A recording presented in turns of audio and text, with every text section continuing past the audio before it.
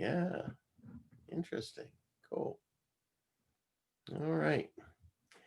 Well, the faster I start talking, the faster we can get to a breakout room.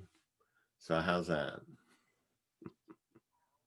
So I'm going to share my screen. I don't really like doing this. I don't like showing slides particularly, and I'm going to try to break out of them as often as possible. Um, and we will do breakout rooms and group talk often. Wow. I wonder if that was Freudian. Okay. So we'll give that a try. We'll give this a try. I will talk about what I'm going to talk about. So the title was The Celestial Railroad, which I'll get to in a minute, and it's critical views and practical techniques for teaching and learning in groups via Zoom. I mean, we're understudy ourselves here. And so I'm going to tell you a few things and talk about a few things with you. One is the Celestial Railroad, which will maybe answer the question of what brings me here. Why am I doing this? And then the context that we're living in and that we're living through. So it's not just the online or remote connection context, but the COVID-19 context as well. So then I'm going to try to talk about what this kind of media affords us, because there are gains and there are losses, and we need to sort of be aware of them and to figure out how to work with them as best we can. And then maybe we'll talk about some ideas of things to do and some experiments that we could work with. And finally, we'll just have a free for all. So that's where we're going. So the Celestial Railroad is a story by Nathaniel Hawthorne. It was published in 1843, and it's a satire, sort of Pilgrim's Progress by John Bunyan, which is one of the most famous and ubiquitous books um, in the English language, really, in homes in America about that time in the 19th century, early part of it particularly. You would find usually three books: a Bible, a complete Shakespeare, and John Bunyan's Pilgrim's Progress. And so it is the story of a pilgrim who wends his way from his starting point just on one side of the Slough of Despond, the swamp of despair. And he is on his way to the celestial city, passing through places like the Valley of the Shadow of Death and Vanity Fair and the Hill of Difficulty, the City of Destruction. So he goes to all these places, and there are trials and difficulties in his travels. What Hawthorne does is reimagine that an organization has taken over the pilgrimage to the celestial city, and that they offer all the most modern conveyances. So the pilgrim in Bunyan starts off with a huge pack on his back of all his woes and sins and whatnot. And in Hawthorne, those go right into the back of the first carriage that he gets on. And then he is conveyed over a bridge which crosses the Slough of Despond. So he experiences no despair. And so it goes on like this, and he gets on the celestial railway and goes many places, um, seeing all the things that are there. And the person who is his guide is Mr. Smooth It Away, which is a typical kind of Hawthorne construction. So yes, Mr. Smooth It Away helps him. And at the end of the story, it's a pretty short story. The end of the story, they are on a steamboat paddle wheel going up the river, and you can see the celestial city in the distance. And the pilgrim is talking to Mr. Smooth It Away, and he says, "Why are we turning away now from the celestial city?"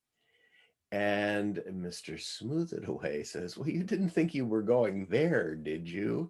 And then his true nature is revealed as that of Beelzebub. And so, and so our poor narrator then wakes up, because the Bunyan story is also a dream. And so the Hawthorne character is very happy at the end that it was a dream, that all of these technologies of the early part of the 19th century had smoothed the way spiritually. So that came to me because of a need to understand how to teach mindfulness online. I've resisted it for many, many years. It's not something I've been comfortable with because, one, I really am tied to the concept of embodiment in mindfulness. It's that knowing what's happening with us that really seems to matter, and the sharing of that with others in the room. And so the group has just been kind of a very large part of my thinking and my experience. And so I really wondered about, what it was going to be like to live through this situation where we really can't gather in little circles and talk. So I took the course from Brown University, who are sort of the receiving place of the John Kabat-Zinn legacy, and in teaching MBSR, mindfulness-based stress reduction, online. And essentially, it was how to operate Zoom. There was no sense in which, well, what part of this works? What part of this doesn't work? What kind of adaptations do we need to make? There was no discussion of that. And when someone asked, "So do you charge the same for the online courses as you do for in-person courses?" The answer was, of course, because the teacher's doing the same amount of work. And I have to say that I was shocked, not over the money, because I understand that, and I understand the situation that we're in right now, but certainly that, oh, well, this is functionally equivalent to being together in a room. And maybe I've just paid too much attention to that, but I had a real hard time with that. And so I started to try to look at what's going on there. And, frankly, I thought that was um, at least a false promise to people, and at most unethical, to say this is the same program. And their advertising says this is the same program that John Kabat-Zinn created in 1979. And I am very not sure about that. So that's how I'm coming to this. That's the context for me. And so maybe if there's a question or a comment, we can talk about that before I change the slide. I have very few slides since I don't like them either, because I can't see you all. So Don, this is Janine. Yeah. I actually have a comment. So this week I've been attending some conferences, the embodiment conference, and there was this one speaker that actually talked about embodied listening and the Zoom platform. And the one thing that she said that really resonated with me, because it actually happened to me on a Zoom practice that I did, and this ability for acknowledging a participant. And I think that on a Zoom platform, no matter how well intentioned the facilitator or the teacher may be, they may miss that opportunity to really acknowledge the participant in what he or she has said. And I think that it's important, especially in these type of arenas, these type of spaces, that we are even more aware of acknowledging an individual's existence, especially when they make a point. So after the individuals on your call made points, you made it a point of doing an inquiry after. And that doesn't always happen. And I think that's a miss. And I think that oftentimes, or too many times, I don't want to say oftentimes, but too many times on this platform, I think that the facilitator that gets lost because there's so many other things that that facilitator has to think about, the technical aspects of Zoom. Yeah. And I think one of the things that we lose is the ability to acknowledge people in an embodied way. We can't gesture, we can't look, we can't make eye contact. And so I would really agree with you. And I think that resonance that we create with direct eye contact. I mean, you're speaking, I would love to be looking at you and have you know that I'm looking at you. And the only way that can happen is if I say it, right? I can say, Janine, I'm looking at you right now. And thank you for bringing that in. But I could just look at you and smile in the room, and I believe you would feel acknowledged. Exactly. Yeah. Exactly. So we're really looking for those workarounds, and so much of it seems to be verbal, which is interesting because it makes us even noisier than we are. And there was a point that you made, you may not remember, this was a few months ago. You don't know where you're looking. Right. No one knows where you're looking because their screens are all different. Anyway, yeah, absolutely. Can I just add something brief to that? I've never had an in-person class with Don. I've done MBSR before in person years ago. But every single time I log onto Zoom, Don says, "Hello, Catherine."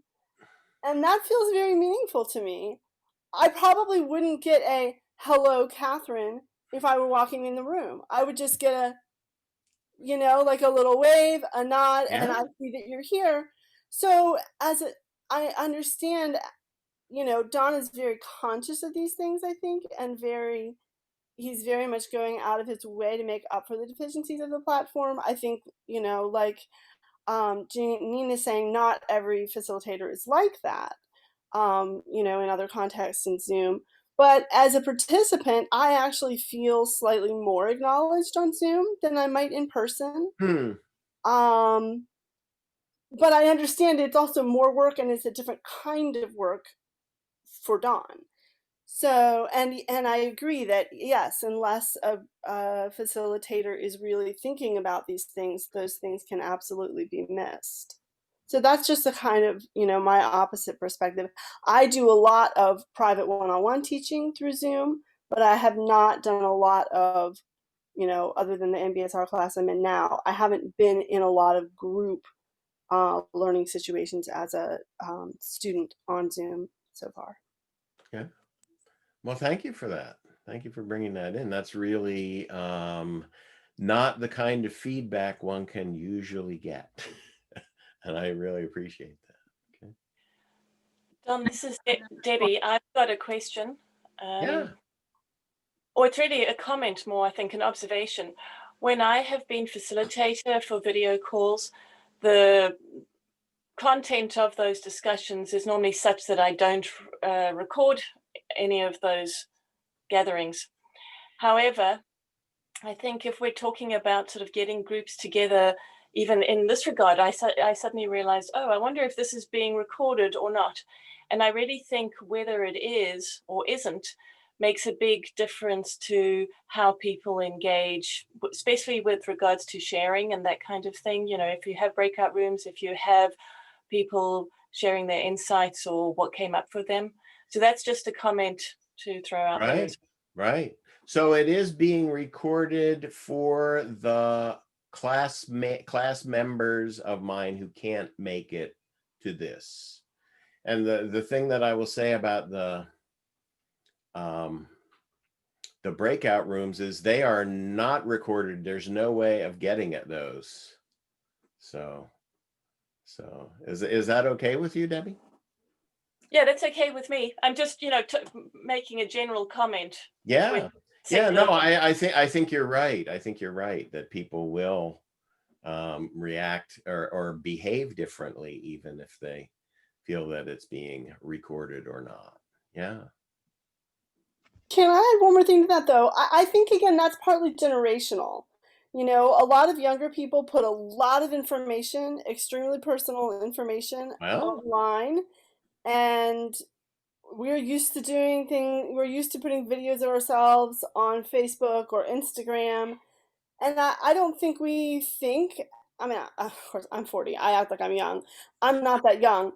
But I do spend a lot of time in those online spaces. And I think to some people, putting their full self, saying whatever they're thinking in the moment online is not a big hindrance. But I think to someone older who's not used to, you know, constantly creating online content, that's going to feel very different. So that's just something to consider, that depending on yeah, who you're working with, some people are going to be very cognizant of that. Some people aren't even going to notice or care if something's yeah. being recorded. And that's part of the whole context thing, which is a great segue. Thank you. That's where I'm going next. So the context that we're in. And so the context that we're in really is we're in a computer screen. That's where we exist for each other. And so everything that we do is mediated. And in the background of the computer screen is everything else you can do on a computer, right? All of the tabs that could be open on your browser, all the windows that you have open are beckoning to you all the time, because we spend a lot more time working and playing on a computer. I mean, especially right now, especially in this COVID context. So there is a thing called the iPhone effect. You can look it up in the Urban Dictionary, and it actually comes from a paper that was published in 2016. The study was done earlier, and they viewed 100 dyads of people having conversations at small tables. And so it was, really detailed anthropological viewing of these things. And what they found was when a smartphone came out on the table, everything changed. The depth of the conversation sank or rose. I don't know. It became a lot more shallow. And in relationships where the people actually knew each other before they started, they noted that there was less empathy expressed just by the presence of the phone on the table, because it beckons to us, it fractures our attention. Mhm. So we're actually practicing continuous partial attention, as Linda Stone named it, CPA, right? So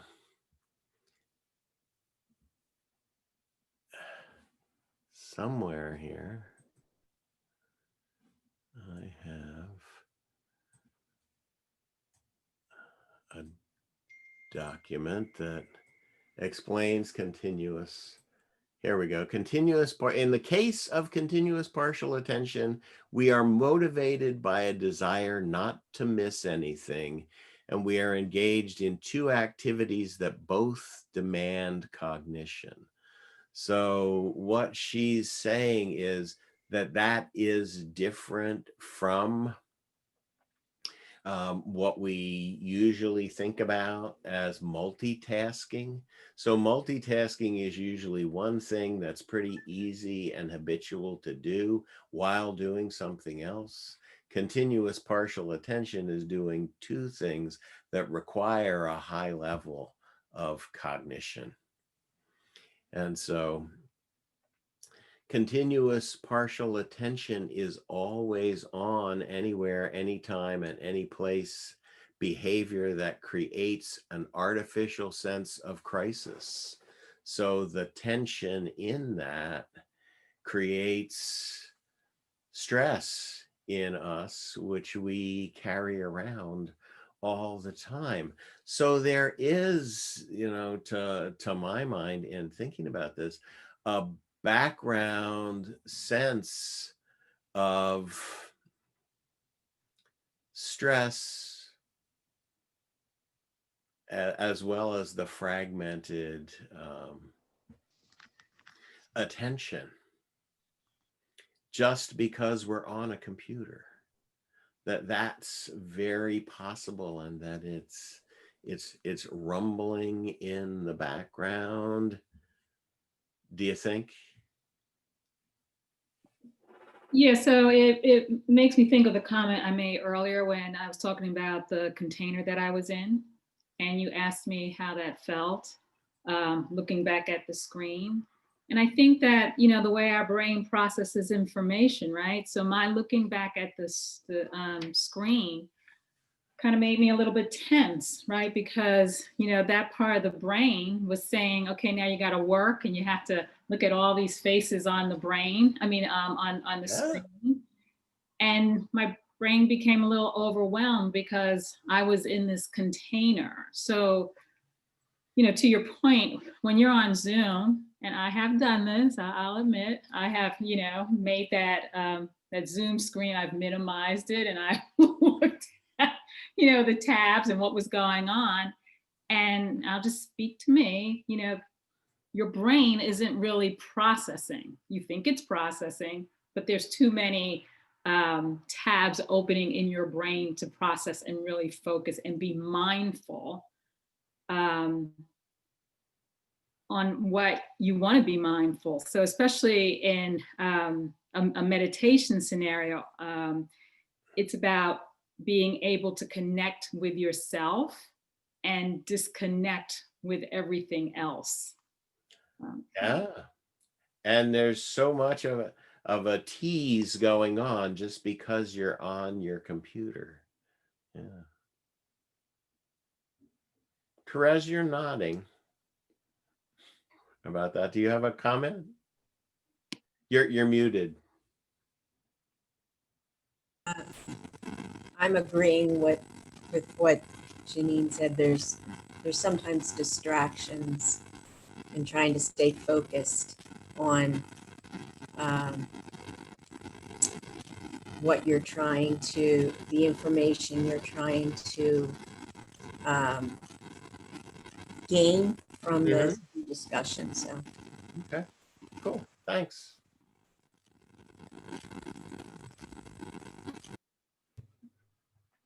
Catherine. I definitely see this in a much more extreme way because I have a 5-year-old who's doing kindergarten over Zoom, and he, he loves to turn his video off so that he can play with his little cars while he's supposed to be listening to the teacher read a story. Yep. Um, he wants his sound off so that if I'm correcting him, no one else can hear it.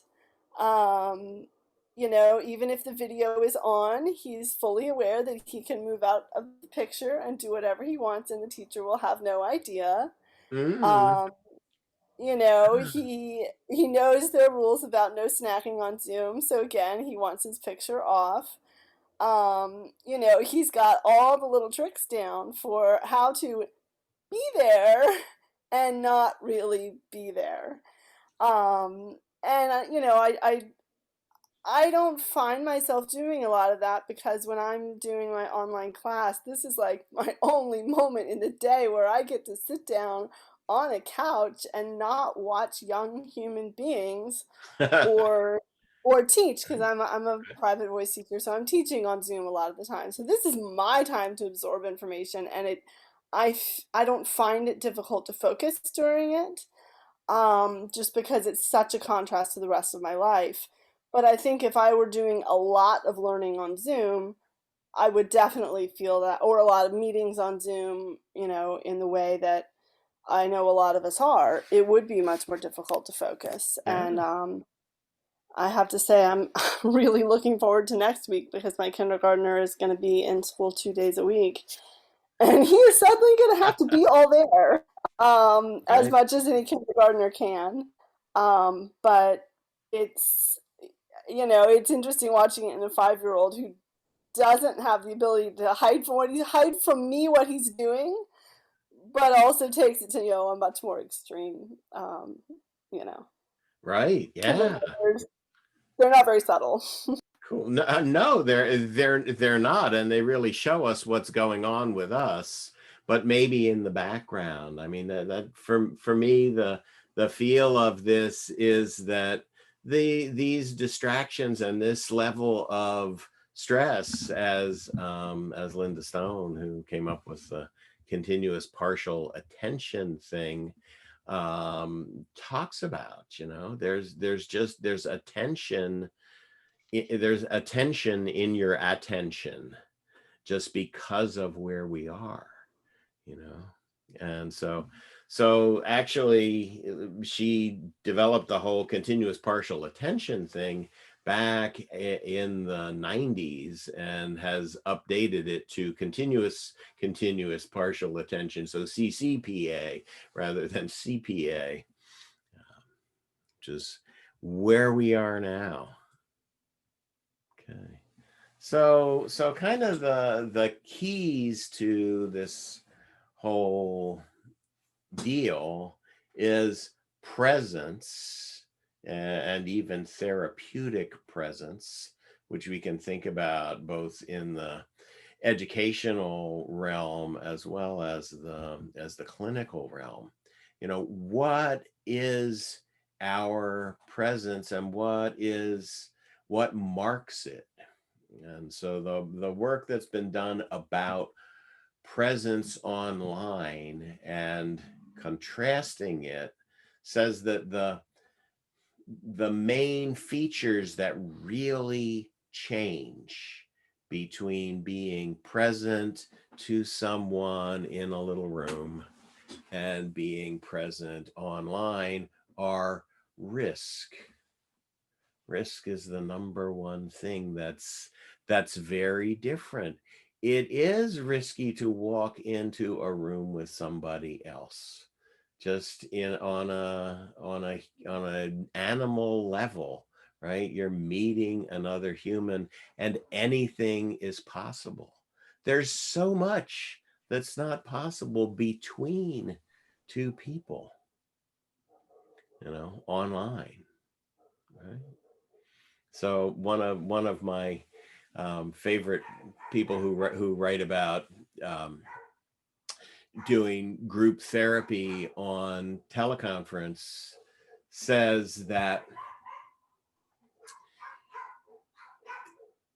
teleconference or telegroup therapy is what we can do together if we agree not to have bodies. That's how he puts it. Chaim Weinberg. So kind of an interesting perspective to think about. So risk and then repleteness, they call it, or richness of experience, which I think speaks somewhat to what Janine was saying of being acknowledged, feeling connected with, in an ongoing way. We can do that in the room, in the group, or in the dyad. We're right there with the person, and we know what that means, right? We're present to them. We make the meaningful eye contact. Our whole body posture is one that communicates. We're talking heads here, right? That's what we got. That's what we're working from, is just this. And so the final one is this idea of relational embodiment, and they take it down to the level of thinking about, well, there are no pheromones that are available to us. We don't know what's happening in the room and those kind of background senses that we have.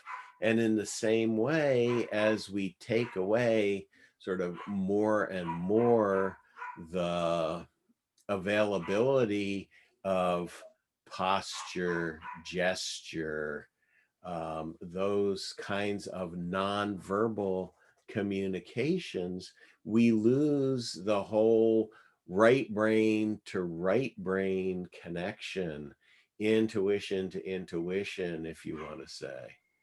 And so there are other things that cause us to lose other parts of how we are together when we're quiet. So, presence in terms of therapeutic presence, really that's what you can just intensify those things that I just talked about. And we want to be with and for each other. That's what that presence is about, according to Shari Geller, whose book I've been using in class, about therapeutic presence. So to be with and for each other just in that dyad is one thing. We both need to be present, but then in a group, we need to be able to co-create a space that we are in that feels comfortable for us. Certainly, mindfulness practice is one vehicle to help to create that space. It's a physical space. It's a place that exists. It's a place that exists for us, where we are with each other. It's usually a circle in group therapy, as well as in a lot of mindfulness teaching. People are sitting in a circle. Best we can do is a square if we have the right number of people, right? So we've sort of squared the circle. I'm not sure what that means, but it's also flat.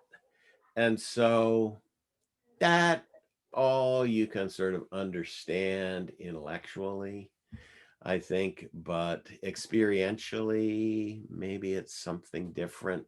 So I want to put up to you this other form of presence, which has been known as telepresence since about 1997, when people got really serious about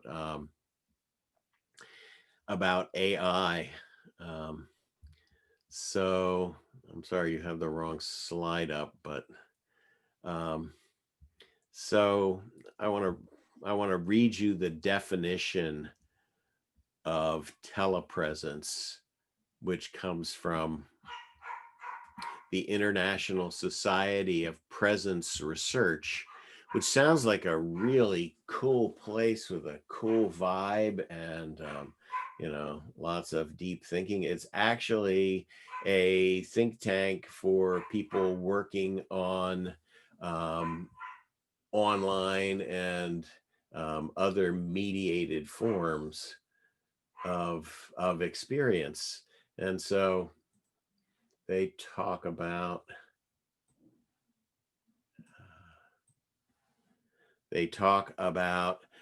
presence, which is a shortened form of telepresence, which is their term, as a psychological state in which, even though part or all of an individual's current experience is generated by and or filtered through human-made technology, part or all of the individual's perception fails to accurately acknowledge the role of the technology. So I guess what I'm suggesting here is that telepresence is a form of trickery. It is a way of tricking us into feeling like, yeah, we got this. And I think that a lot of that has come into play in the emergency shift that we've made from being together to being online just because we have to. And it feels good because there has been such a great effort to keep us, sort of from having the experience of being mediated.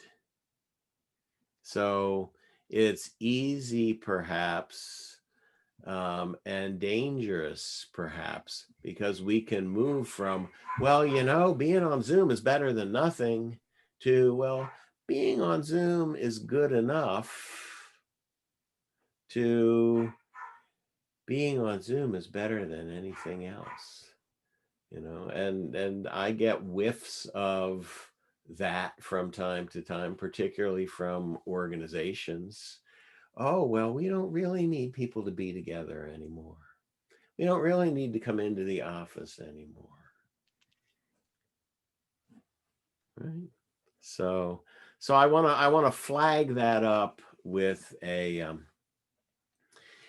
study that was done, published in 2017.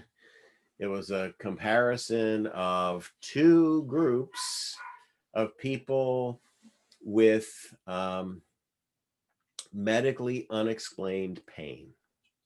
So this was dynamic psychotherapy for medically unexplained pain. One group was telemedicine, it was Zoom, actually, and the other was in-person delivery. So this is one-on-one, so maybe it's a little different than what we're talking about, but I'm not so sure.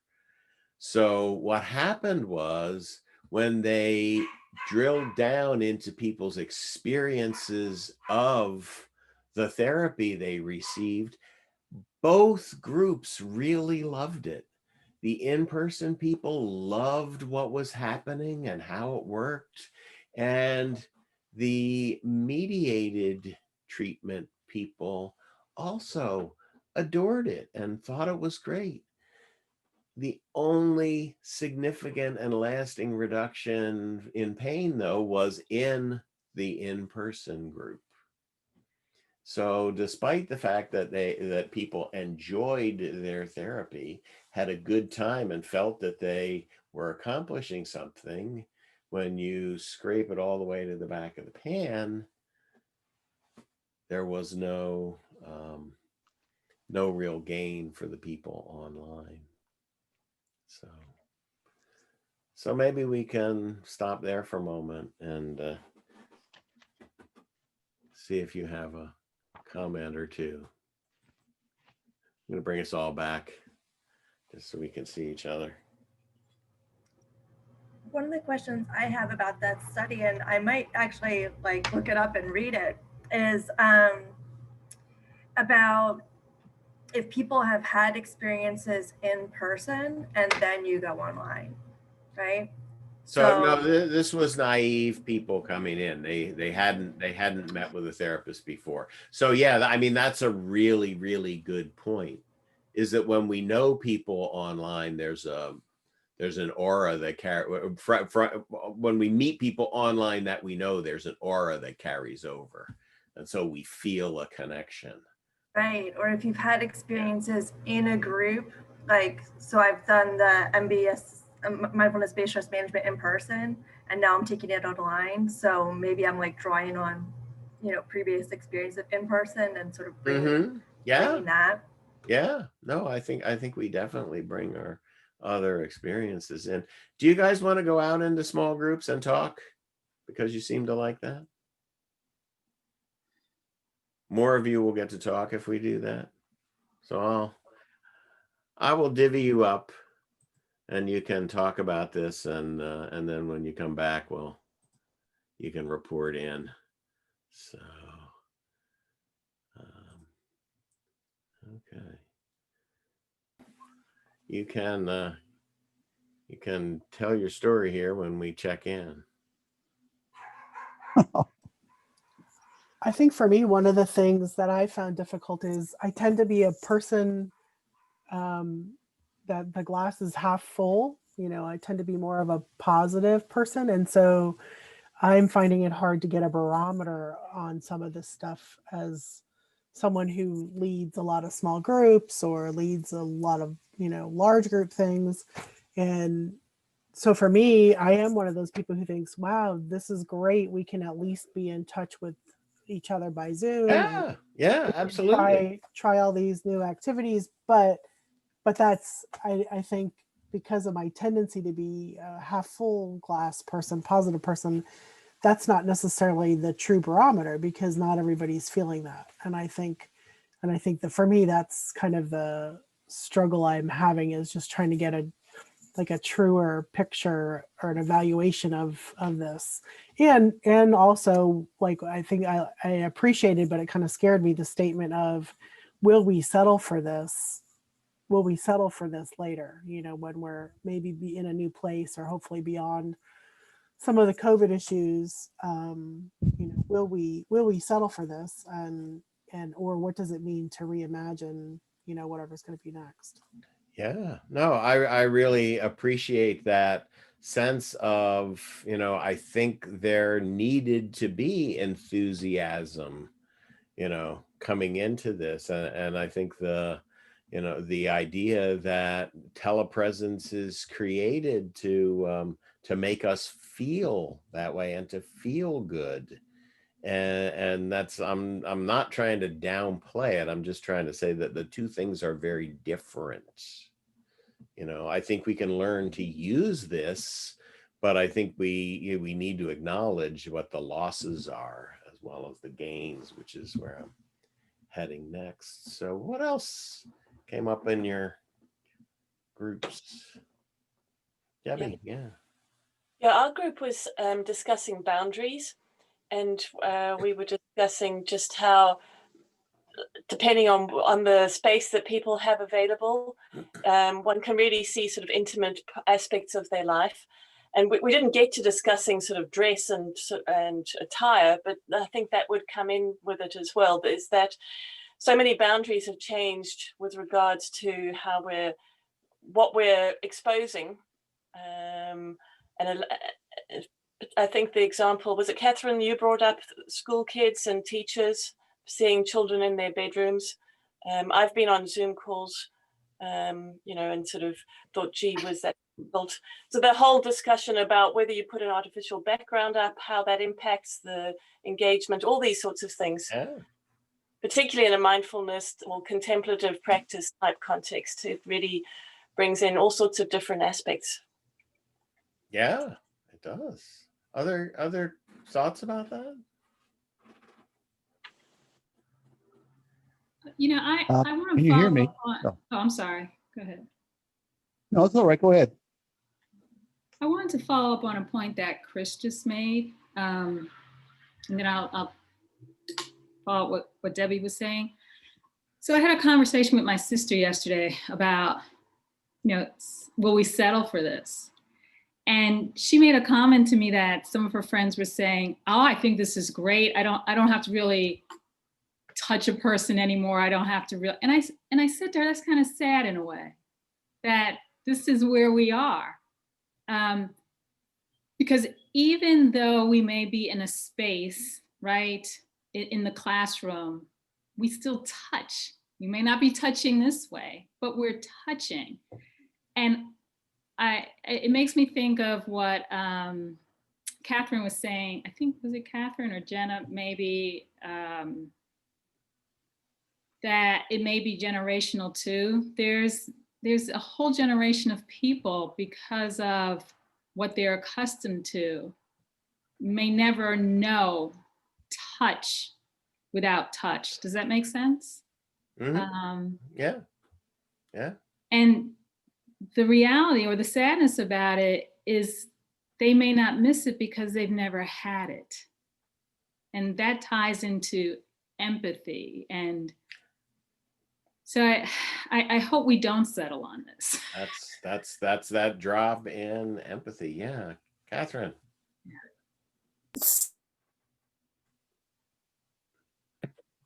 I want to just mention that, I think a lot of people are responding to to things being online very differently. My husband, he's extremely introverted, maybe has a little bit of social anxiety. He never wants to go back into the office again. He loves working from home. He has his creature comforts there. Nobody bothers him except for with the occasional planned call. And, for someone with social anxiety, I think it's a double-edged sword because, especially for a kid, they're not being, if they're not, going and meeting people in person, they're not being pushed outside their boundaries. And I think some of that can be helpful, to be pushed outside of what's their comfort zone. Some of that can be therapeutic. But at the same time, there's a comfort level. If a kid's being bullied at school, then they're not being bullied on Zoom or online. That's, their experience is going to be more positive with online learning.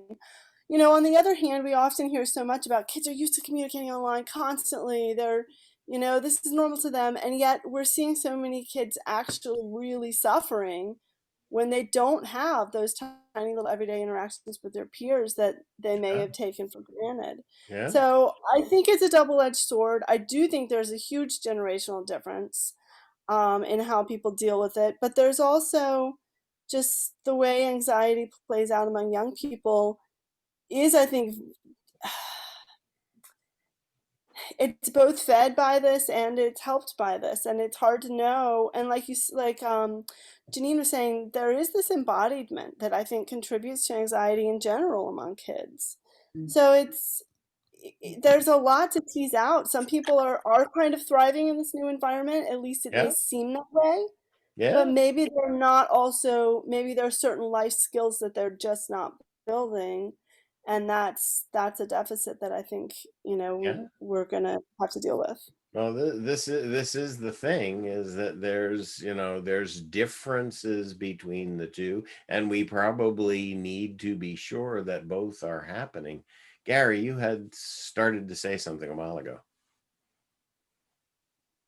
Oh, yeah, no, that is, I had thought about, somebody was talking about the backgrounds people look at when they're on the computer screen. And, there was an article in the New York Times some time ago that analyzed the bookshelves that were behind Right. people when they did television interviews or Zoom interviews, and they would zoom in on these people's bookshelves and see what kind of books they were reading.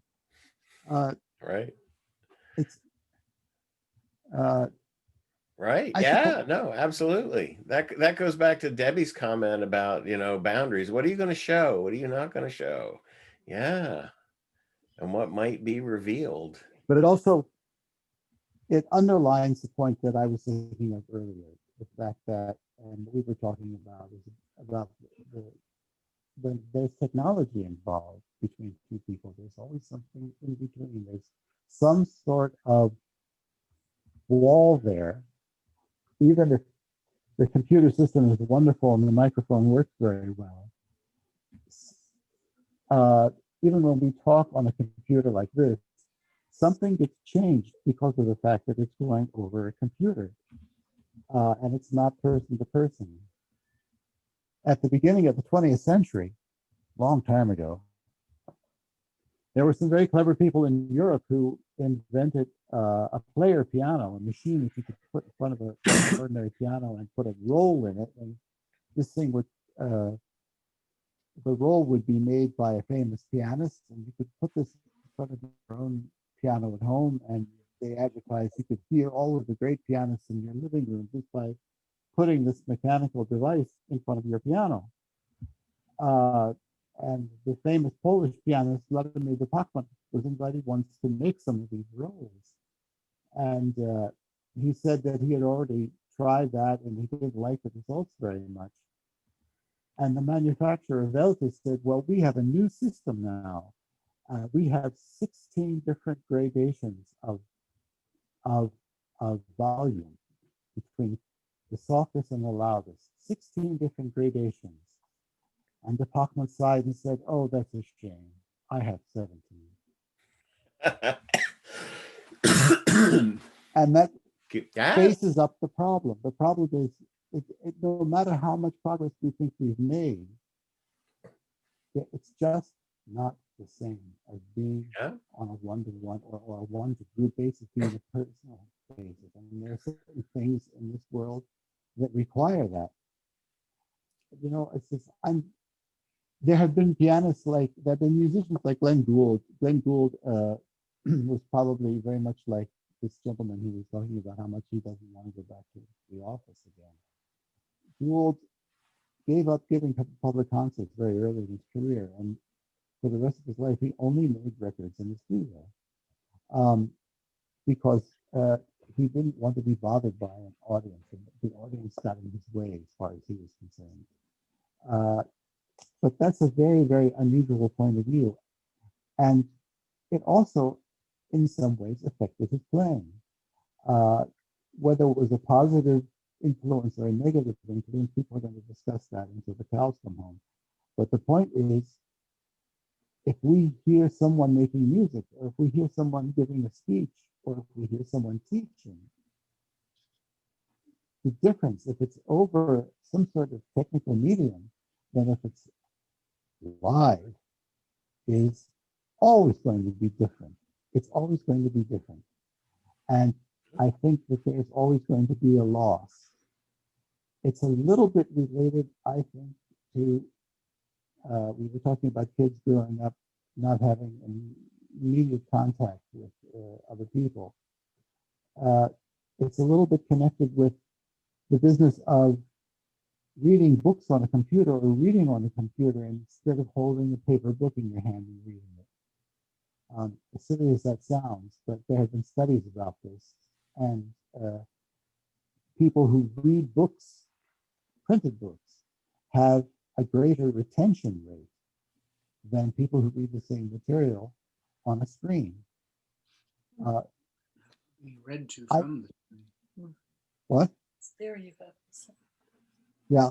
So it's just another example from my point of view of how technology is getting in our way, or perhaps even fooling us into believing that we are getting closer to connections with other people when we're not really as getting close as we think we are. Yeah. It's delusional. Yeah, the whole trickery that the presence or telepresence people are talking about, so that the technology goes away and we're left with the experience and we think that it's a real experience, right? Yeah. So I actually am afraid that we need to move on, because I said I didn't have a lot of slides, but I do have a few more, and I don't want to shortchange you in what I've got here. So let me go back and pick up where we left off. Okay. So gains and losses. Let's look at the happy side first. And this is from my friend Chaim Weinberg. Brand new book just came out on therapy online. So I mean, the happy side is we can keep things going. We can, in a time of plague, actually continue with being together in some ways.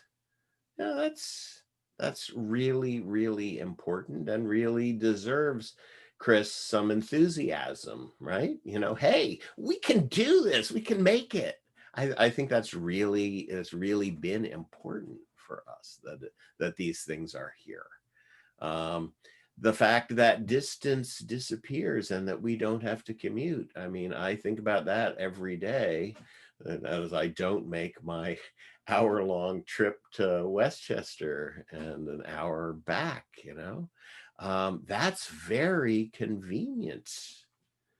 And so there's also more diversity possible because we can bring people from different places who don't have to commute. And so we end up with a better representation of society in our groups, perhaps. At least we can strive for that.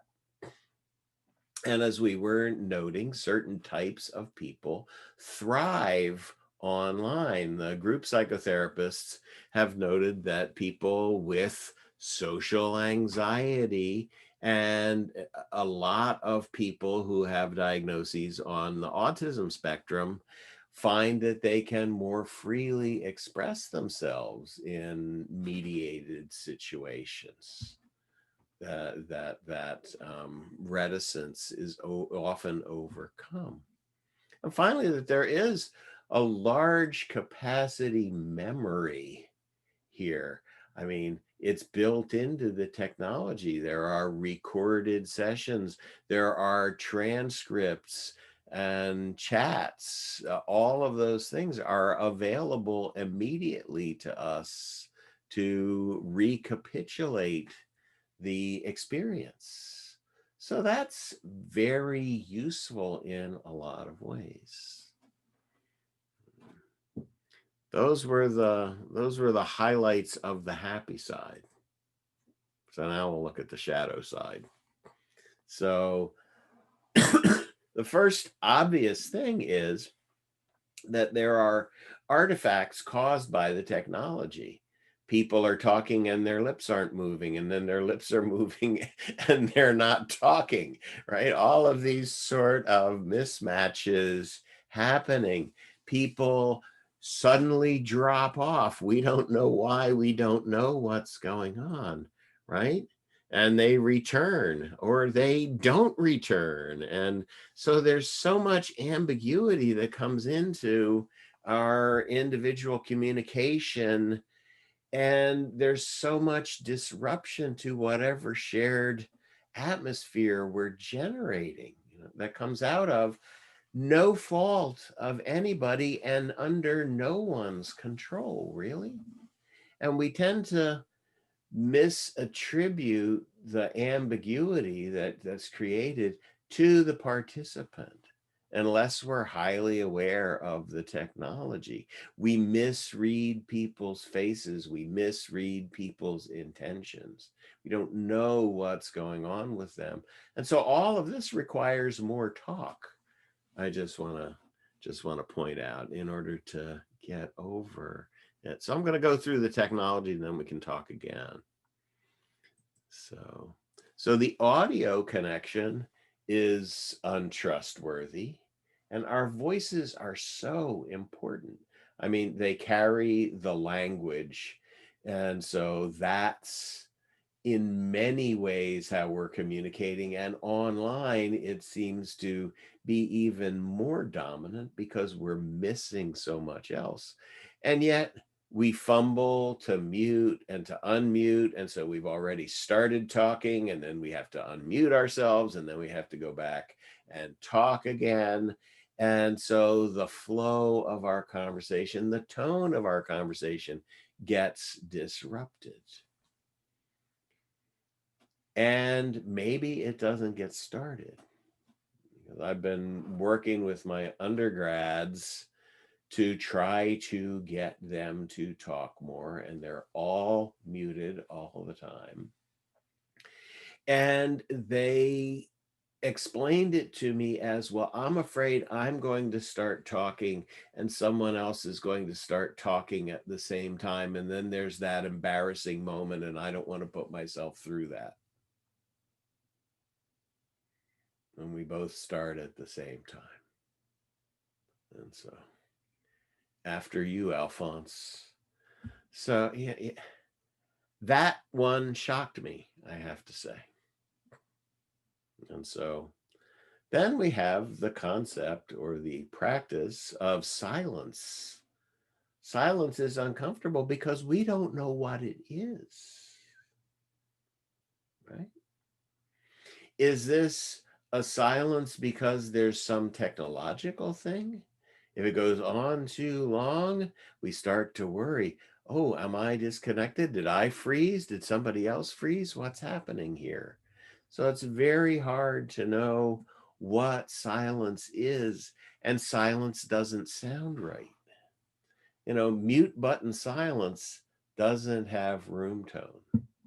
Somebody's talking, you hear their voice and you hear it in a context, then they mute themselves.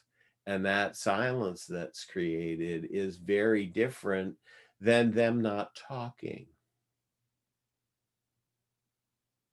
And the room tone still carrying. I mean, I realize that's a technical thing, you know, when they go out and shoot movies and they do the dialogue live in a room. The people who are doing the sound recording have to record the room empty by itself, and they splice that in. If they have to fix some of the dialogue, they have to put in the same room tone because every place sounds different. So if you remember at the beginning, I was trying to get people to leave their mics open so that we could have some sense of a shared room tone or a shared sound among us. So here's the other thing, is that we are afraid that we're going to be disconnected because it's happened to all of us. And so rather than pause, go into reflection or reverie, and just be with each other in that way, we keep talking. And so we talk a lot on the surface, and we talk a lot about what's concrete. I mean, this is from studies that have been done about what happens online. What are the dynamics of the conversation? And it doesn't tend to go deep. I think because going deep lends itself to more silence and then more reverie. And then where are we? What happened? Are you okay? Blink, please, so I know that you haven't frozen, right? We got to check. We've got to know what's happening. There's an underlying current of anxiety there. So the video display is even worse, right? It's not just that we get a poor connection, but as we're looking at the group, the view, the order of participants is different for each one of us.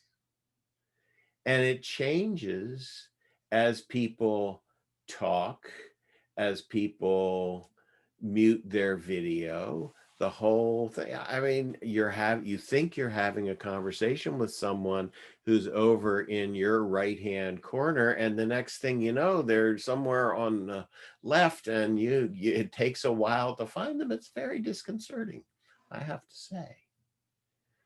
And so, the lighting, people's bandwidths, that how much video can be carried or whether video can be carried at all. I know that Gary's video is off because he's coming from Berlin and there's not that much bandwidth to carry his video well.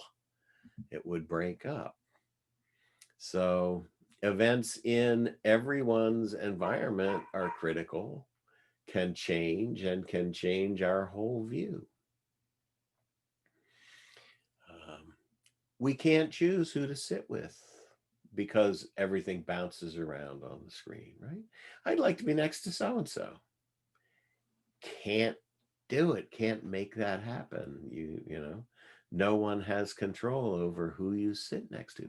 That's a really important decision.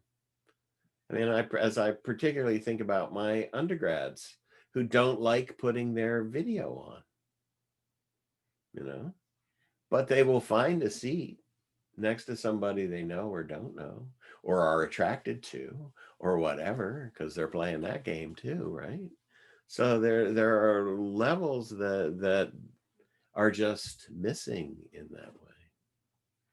And there's this one, and we unconsciously curate our own image as it appears. Maybe you've noticed that, but a very interesting writer who writes a lot about art wrote an essay on Rembrandt's self-portraits. And I got this line from him: "We play act when we look in the bathroom mirror. We instantly make an adjustment to our expression. And this dissimulation is spontaneous and uncalculated." So we adjust ourselves all the time. So of self-portraits, he says, you can tell a self-portrait halfway across the room because it's usually more opaque than a portrait. There's more exclusion of the viewer in a self-portrait. Quite often, Rembrandt, however, managed to not do that, but he mostly painted himself from memory rather than from a mirror. And so he didn't have that mediating property. So kind of interesting. So all of that being said, our own video feed looks stable to us. Where it is on the screen doesn't necessarily change, right? We see ourselves in the context of the group. And I think it's important to think about that. There's talk, particularly in the mindfulness world, well, you can take yourself out. And how do we know that we're there? I know that I'm there in the room because I'm sitting there next to people. I feel it. I don't have a feel. If I'm viewing the group and I'm not in it, Where am I? I'm sitting outside it.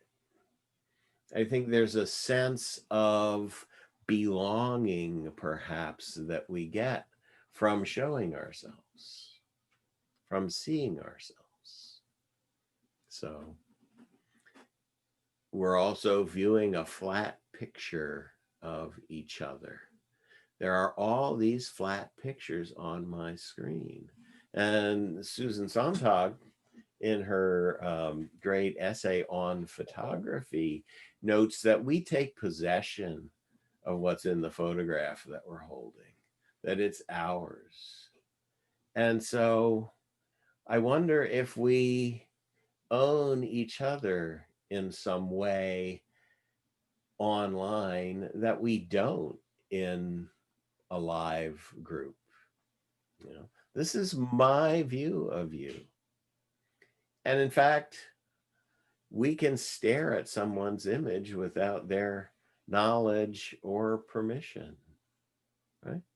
They're up there in the Zoom room, and they don't know where our eyes are going. They don't know what we're doing, right?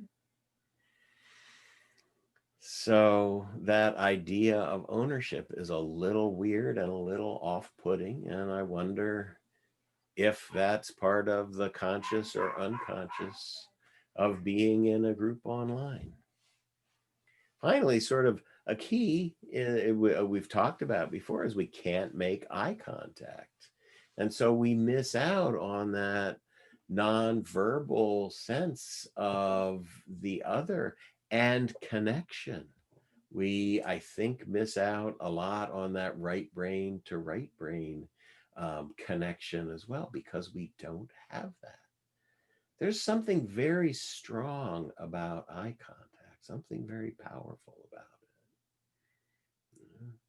So in the Renaissance, the science was at a point where they thought that sight happened because the eyes shot out little beams, and the beams went out and they contacted what we saw and came back to us.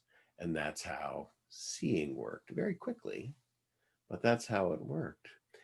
And so the poets devised this whole idea that when you look in the beloved's eyes, that your eye beams intertwine. And that's why you can't look away. So that feeling of looking deep in someone's eyes and not being able to look away, completely gone from us. So let me see if I have any more.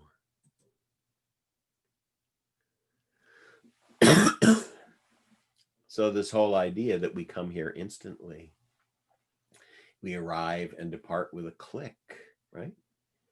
It takes courage to walk into a room. It really takes courage to walk out of a room. But here there's really no commitment and no weight to those moves. We just come in. We just go out. Meaningful, not meaningful, I don't know. And we're missing out on the whole quiet anticipation of being with these people as we're on our travel there, right? We're anticipating it. Then we have the joy or anxiety or both of arriving and immersing ourselves in the group. And then the reluctance or the mad dash out of there, at the end. And particularly the reflection and reverie of the ride home, of the travel homeward. How much processing takes place in that space? Because we know that there's a heavy impact on memory. People remember, as Gary was talking about, books online or for real, online or embodied, if you will. We remember what's embodied more. And so our memory does not work as well, whether we're the teacher or the participant. And so people who never took notes before, like me, start taking notes online. I don't know if you've found that you take more notes or if you do more, but it's harder to remember the events online. So our presence is constrained. We can't do the risk, repleteness, and relational embodiment all that well. So we can't kick or kiss anyone, which is the Russell and Essig definition of that risk part. We have limited choices to make connections. We miss the byplay before and after the meeting. And so that was what our little subgroups at the beginning were all about, was to try to put that back a little bit and make room for friendship and flirtation and just deepening connection with each other to help build that cross weave in the group, right? Especially in a group that's going to be together over time. People need that sort of downtime or off duty time together to bond in different ways. So we're just talking heads to each other without the body. I've said this before, we're more likely to misinterpret emotion and the valence of the communication. The facial characteristics of strong emotions look actually more similar than not. So we need posture. We need the other cues that we would normally have to understand them.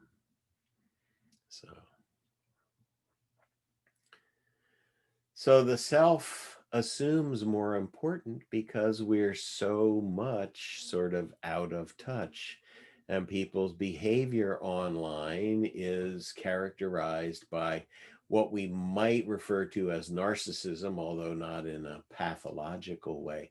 People have a greater tendency to be self-absorbed when they're online. So we don't even have a picture of a safe space, the thing that we're trying to create, a picture of a safe space, a picture of a sacred space, if you will. We just have a collection of possibly fictional environments, right? I don't know how much you've curated your background, or it might not even be a real background. We don't share the air temperature. We don't share the smells. We don't share the lighting, the sounds. We don't share the distractions necessarily. So the affordance of safety are not available. We can't reach each other to help. We can't reach out through the screen and help each other. There's a helplessness, I think, particularly on the side of the instructor, therapist, whomever. We don't have those affordances. So there's a great possibility of dropping a participant, which I think, Janine, your comment at the very beginning, participants feeling like, oh, I wasn't acknowledged. I wasn't really there. I mean, they can just be dropped very easily, technologically, attention-wise, whatever. Because there's no real holding, except perhaps in people's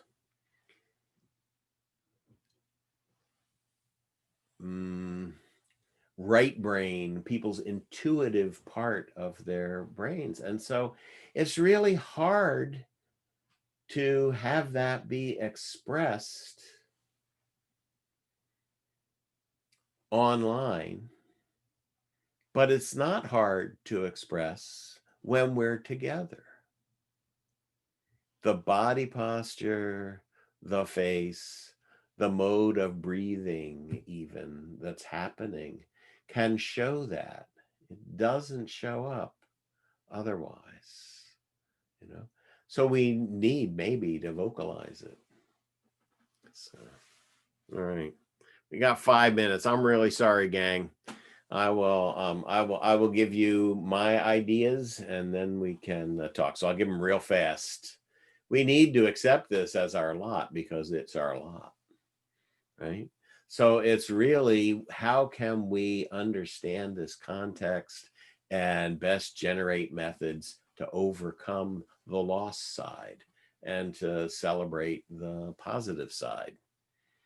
Mindfulness pedagogy, I'm going to suggest, inherently offers best practices such as deepening the sense of embodiment by talking about the body as we engage in inquiry about people's experiences, to really highlight and concentrate on what is it like in your body, so that we share that. As we hear that, our mirror neurons can pick it up and we can feel what you're feeling, right? So generating safe spaces on screen and in the individual's locations. How do we do that? We try to do that. We do it in an embodied way. How can we do it in other ways? What are our affordances to do that? We have language. And what I want to suggest is that we also have the voice, and I'm going to talk about that in a minute.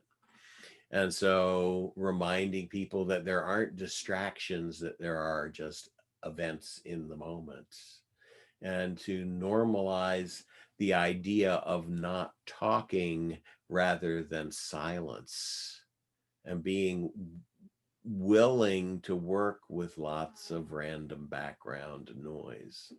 I think the more we can share of ourselves and our environments, the better. Knowing that the tendencies are towards shallow and fast, and to prefer depth and reflection by bringing it in through greater use of self. So sharing what's going on with me at the depth that you would like. Normally, we try to meet people where they are. We know that everybody's shallow. Maybe we need to tip the scale. Maybe we need to take people deeper. So treat the voice as the powerful tool that it is. It's how we enter each person's room. It's the leading edge of our presence, right? And it is a form of touch. You know, Stephen Porges' polyvagal theory talks about how when the voice has tone and prosody that is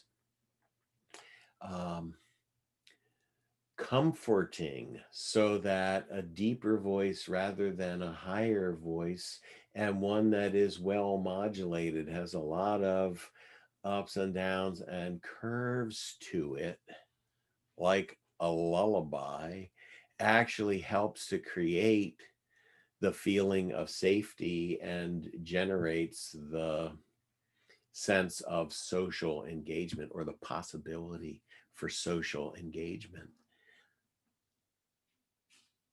The voice is the least mediated thing that we have. It comes through as sound. It's been mediated. As Gary was saying, it might only have 16 variations and not the 17 that we have live.